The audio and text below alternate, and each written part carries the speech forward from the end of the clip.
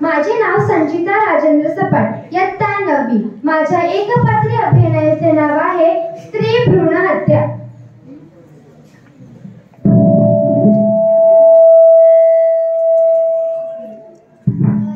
आई, मला जगायचं आई, मला सुंदर जग पाहायचंय।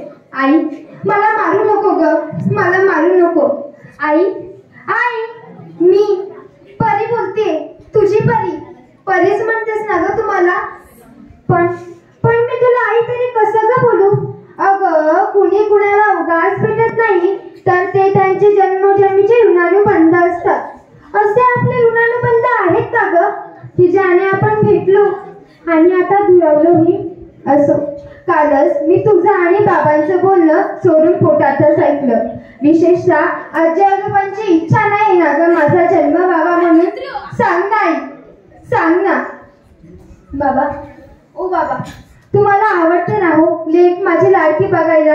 बाबांच्या मुली तर लाडक्याच असतात ना, मी पण तुमची लाडकी लेकच आहे ना।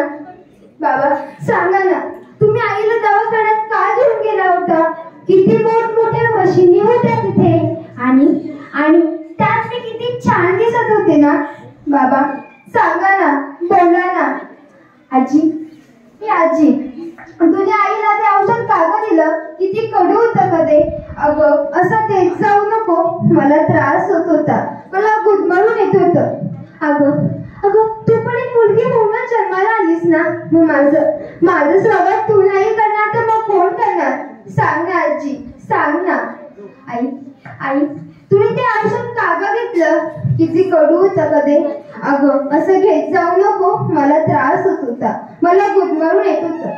अगं, एकदा जन्माला घालून तर बघ, तुझे स्वरूप तू पाहशील माझ्या हाताने कदा। अगं, मी कुणाची मुलगी, बहीण, पत्नी तर कुणाची आई, मग मला गर्भात पाडण्याची कागद तुला घाई? सांग नाही, कागद तुला घाई?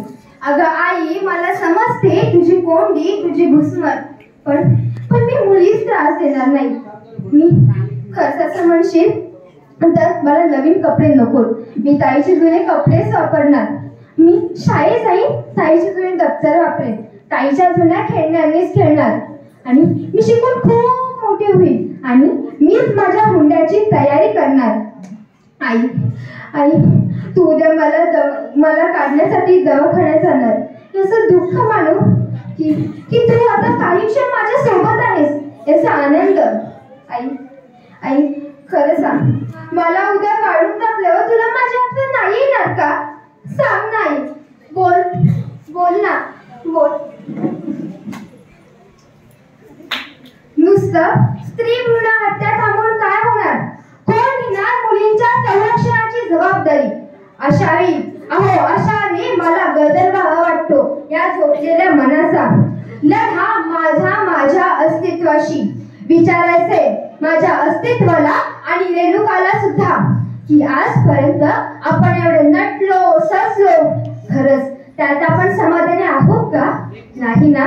आपली आत्मशक्ती हाच आपला अलंकार। चला तर मग मोडून टाकूया अन्यायी अत्याचारी मनगटे, काढून टाकूया अंगावरील अलंकाराचा म्हणजेच बंधनाचा साज। तर आता रडायचं नाही तर लढायचं।